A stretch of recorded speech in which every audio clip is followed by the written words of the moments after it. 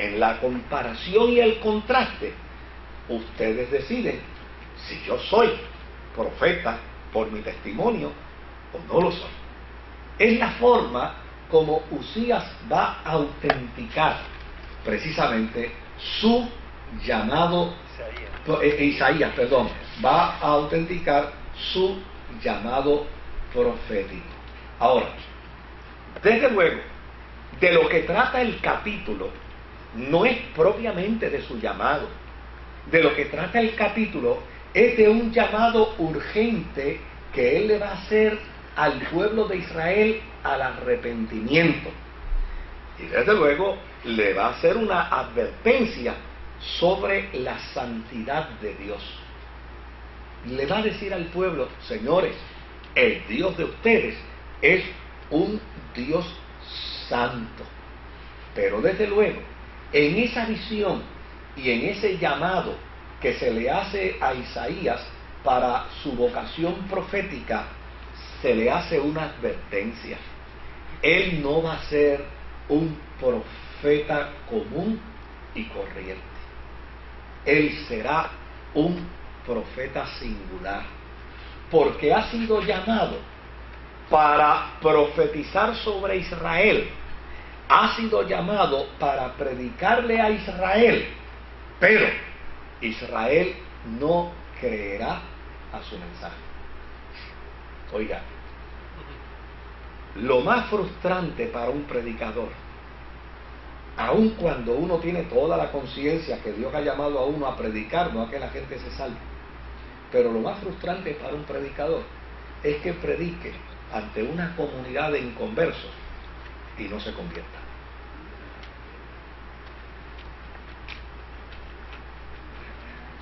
Porque el fruto de la predicación y de la proclamación del Evangelio que satisface al predicador o a la predicadora es la conversión de la gente. En el caso de Isaías, se le ha llamado precisamente para que predique y en lugar de que la gente se convenza, se endurezca. Y en lugar de que la gente se arrepienta, se reafirme en su pecado. Eso lo vamos a explicar ya mismo, desde luego. Todo esto va a presentar unas razones que ya ahorita las vamos a explicar, pero desde luego el capítulo 6 de Isaías lo que presenta es un resumen prácticamente de todas las preocupaciones que el profeta va a tener en su libro, como por ejemplo, ¿entenderá Israel la santidad de Dios? ¿Comprenderá Israel la majestuosidad de Dios? ¿Entenderá Israel la gloria decretada en Dios y la limpieza que Dios demanda de aquellos que son súbditos de Él? ¿Entenderá Israel que la purificación del penitente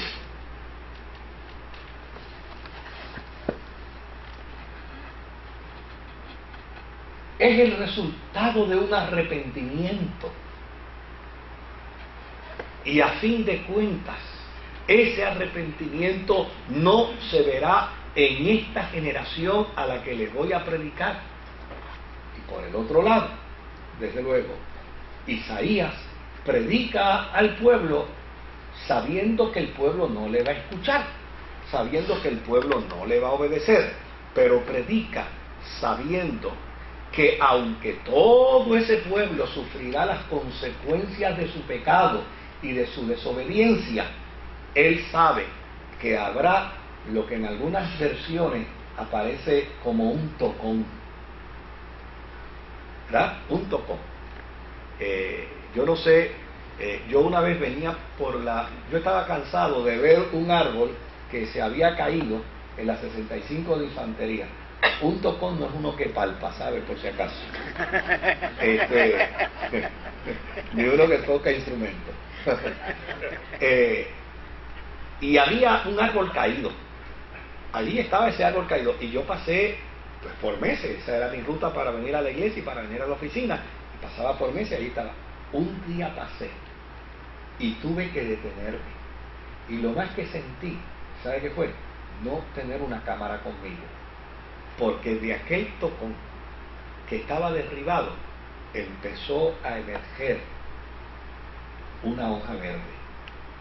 Y todos los días que yo pasaba por allí, yo me paraba a mirar el desarrollo de aquel pedazo de rama verde.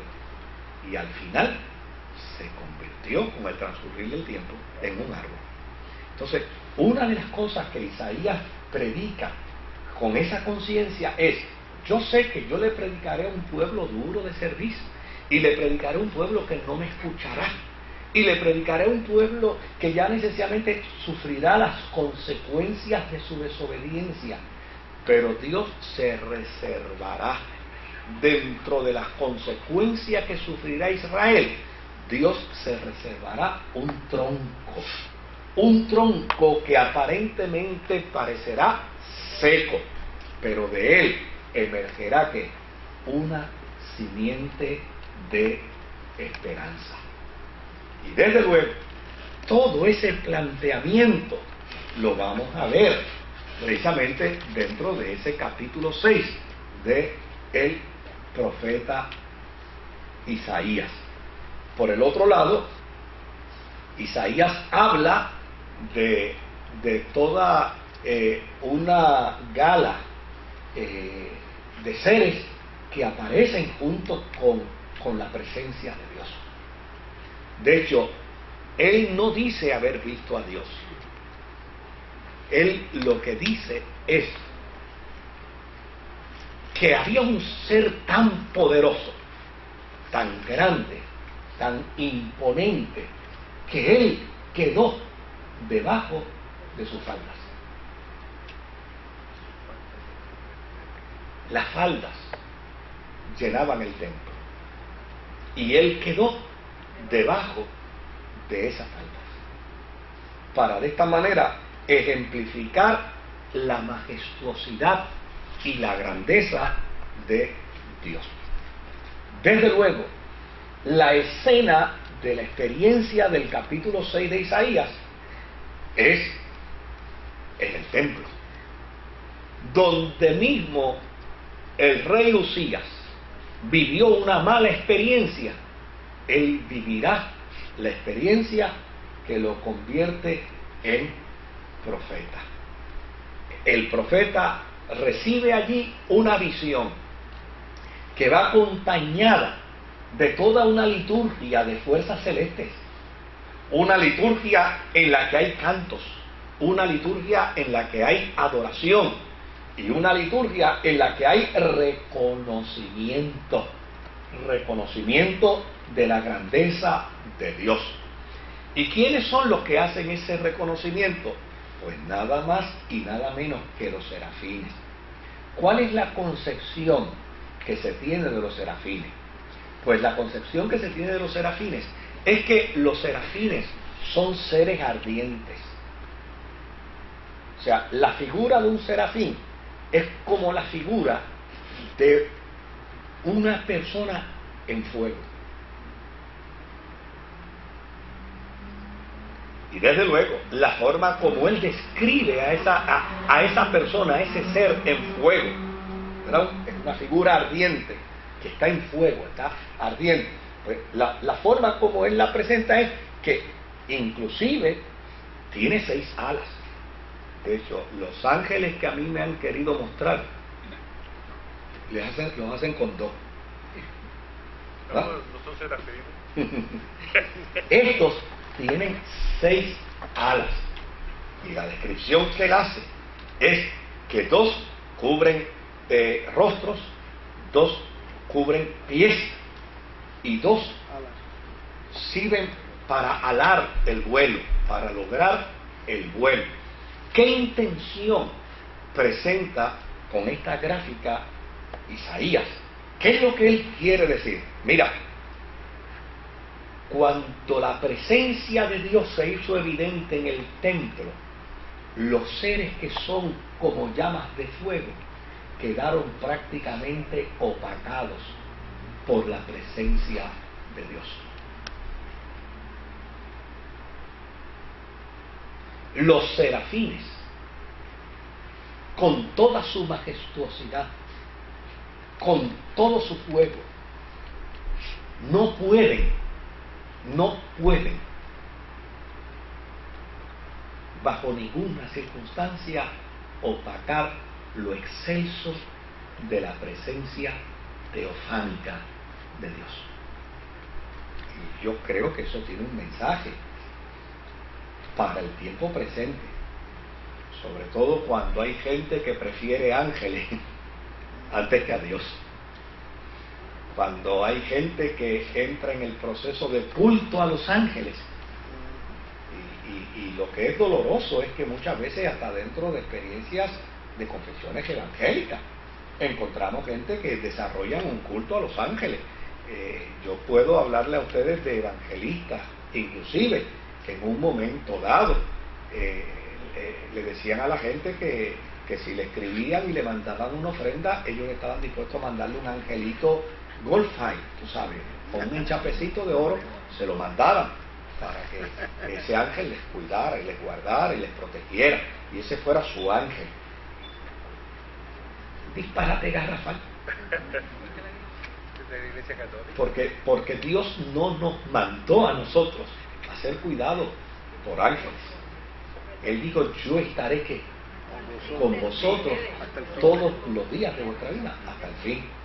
Entonces, desde luego, eso no niega la función de los ángeles. Eso no niega el trabajo de la esfera angelical, ni mucho menos niega la existencia de ellos. Pero el cuidado de Dios para sus hijos y para sus hijas es un cuidado directo de Él. No es un cuidado delegado a, sujeto a.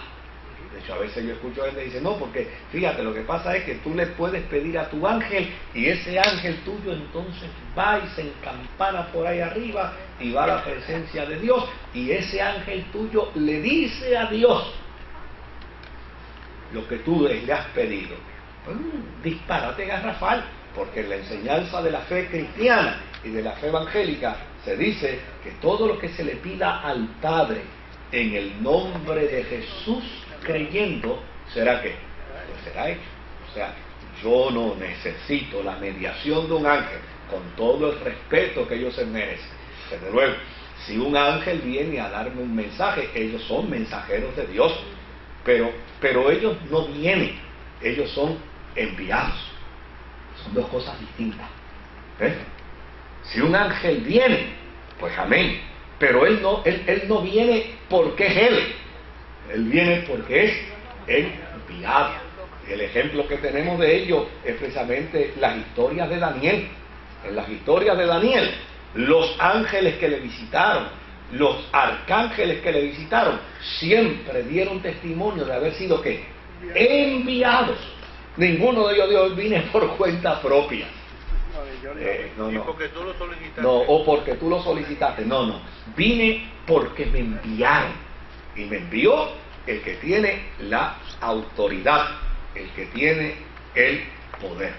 Así que el otro elemento que aquí se presenta es que estos seres ardientes,